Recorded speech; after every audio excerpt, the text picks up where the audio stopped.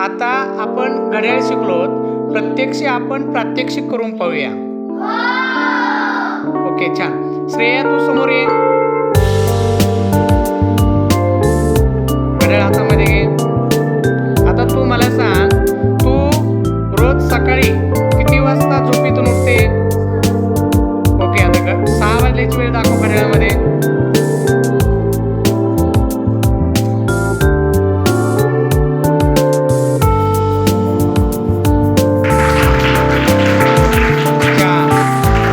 आता दुसरा प्रश्न बघ, तू रोज सकाळी जेवण किती वाजता करते? 8:30ची वेळ दाखव आता.